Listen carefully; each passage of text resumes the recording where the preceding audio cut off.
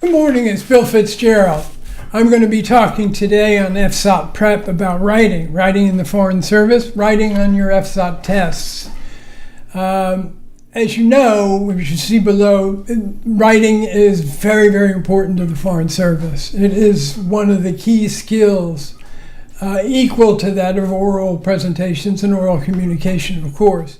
But writing in the State Department, more than any other embassy, any other agency in the government, in the U.S. government, prizes writing the same way that the State Department does. From cables, what we call cables, reports that you send into the department from overseas, to action memos, info memos, background memos, the sorts of things that you send up to an assistant secretary, an undersecretary of political affairs, say, or all the way up to the Secretary of State to make a decision. And so in the FSOT, it's the same way.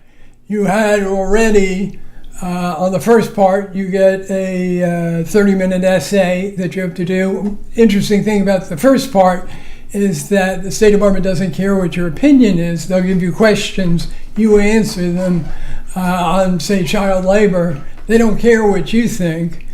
They want to see the mechanics. You've got to prove to them that you can put together a 4 or 5 paragraph piece with proper grammar, proper punctuation, proper English usage, and coherence. Can you write a coherent 4 or 5 paragraph essay? That's what they want to find out on the first part. Second part is quite different. Second part are the personal narratives. Now, what are the personal narratives? Well, personal narratives, if you pass the first part of the FSOT, the questions, substantive knowledge questions, the English expression questions, and you pass the essay, right? You pass the essay, you will get an email, a letter from Pearson VUE saying that you passed, congratulations, and you have accomplished something quite major. Attached to that passing letter that you get from Pearson VUE, you will be able to put in the 6 answers to the questions that the State Department wants to know about you. Now, the State Department has pulled, you have 2 weeks, let's go back. You have 2 weeks with which to send it in. It's a hard and fast deadline. You miss the 2 weeks, your application is terminated, finito, capice, it's not working, you're done.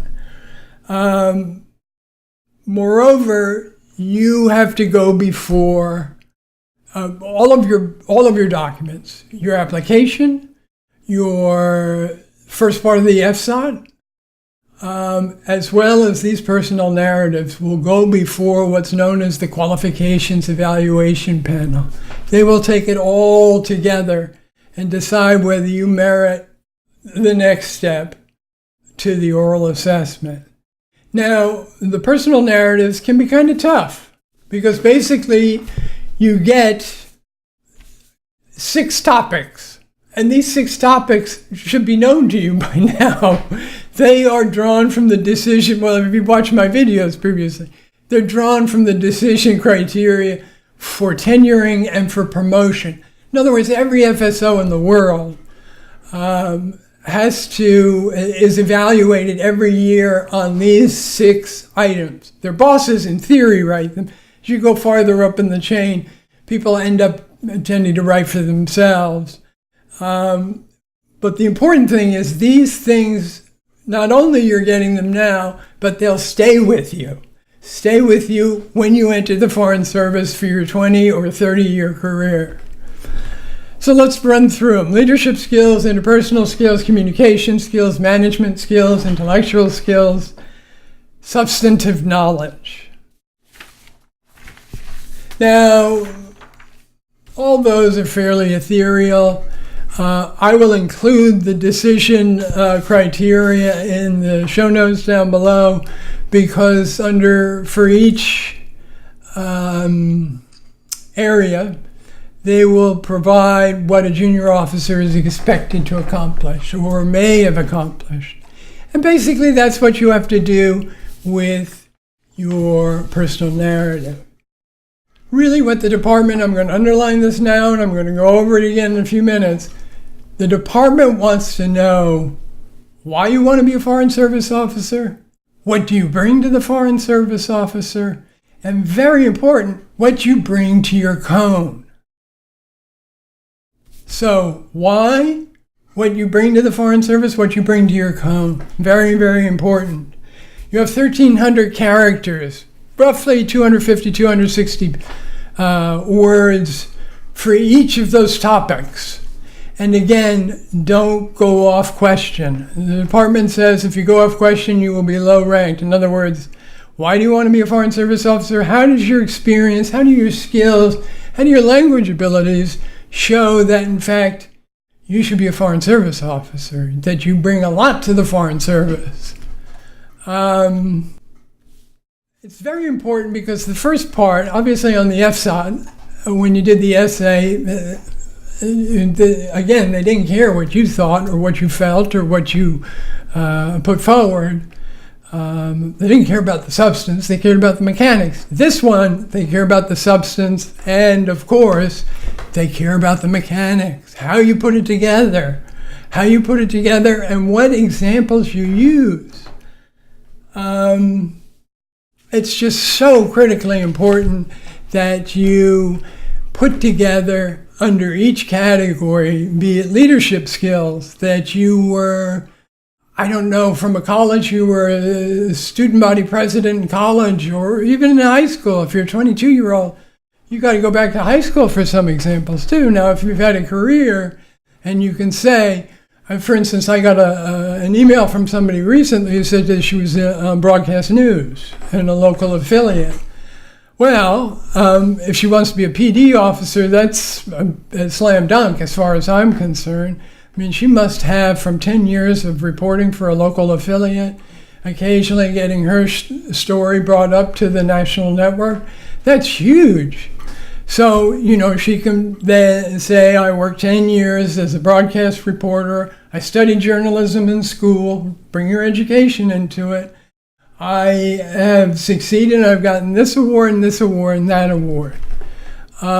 Substantive knowledge, that's a tougher one because they're asking about substantive knowledge. Again, my complaint is how are you supposed to know the substantive knowledge of the department? Well, you're going to have to pull stuff out of what you experienced. If you were an intern, mazel tov. You've got something to put there and say, I understand how the State Department works. I've lived overseas as an overseas intern for 3 months. I filled in for the political officer or the consular officer, and I get it. Good examples, quick examples, strong writing, brief writing, succinct writing. Show them that you can do it. And at the same time, it doesn't hurt to have a little, department prize issue on your teamwork. So in some of these areas, you're going to have to talk about working in a team and how you felt that it was fantastic because the team came together on a specific project. And that's really what you're hoping for in the Foreign Service. Likewise, self-deprecatory humor. Remember, this is a spotlight on you for the examiners. And if you stick out because maybe you have a quip here or a self-deprecatory humor there, they're going to see you not as a two-dimensional, but as a three-dimensional person, and that's precisely what you want. You want them to say, damn, this person knows how to write. She's funny, and she gets it. Of course I'm going to put her forward for the oral assessment. So, where we stand now is what you have to do. And what you have to do is sit down when you get your passing notice, sit down with those 6 titles, take a breath, take 1 or 2 days, and go down the list of them and think of things, skills, education, work experiences, life experiences, job experiences, that you can show why you should be a Foreign Service officer, why you want to be a Foreign Service officer, what do you bring to the Foreign Service, and what do you bring to your cone. It's not easy, I understand, but the important thing is you can share these, complete them, finish them, 6 pages for 6 topics, share them with friends, share them with family. Explain that what you're trying to hit is those 3 questions. Why do I want to be an FSO? What do I bring to the Foreign Service? And what do I bring to my cone? I'm not sure how you answer what you bring to the consular cone, except that you're law-abiding. Perhaps I joined up in my A100 class. There was a guy who was a prison guard. Now that would be easy for him to answer, and he's had a brilliant career. He's still in 30 years on. So you have to think and come up with good examples. I was a prison guard. I understand the importance of rules and the importance of that the consular officer is the first line of American national security. If you're a military officer, you could say that as well. I understand what it's like to be on the front lines of the military. I served in Afghanistan for 2 tours. I and my teammates were on the front lines for national security. Consular work, you're on the front lines.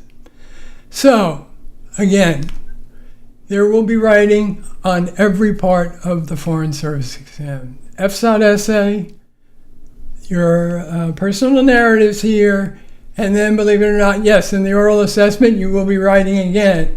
What you will be doing is putting together, there will be oral parts to it, of course, but at the last point, I believe you will be putting together a case memo.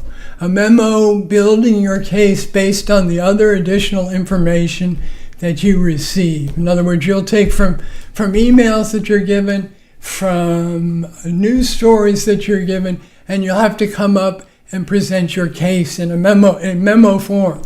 So I'll talk about both the first part and then the third part a little bit later. I wanted to get this out to the October folks who are probably very close to finding out if they will be doing the personal narratives. Again, Bill Fitzgerald. If you like this, please subscribe. I can't do URLs until you subscribe, and I get 100 subscribers. At the same time, share this with people you know who are going to join the Foreign Service. I hope you find it helpful. Leave some comments for me. Is this what you need to get through the Foreign Service exam process? I'd really like to know your feelings.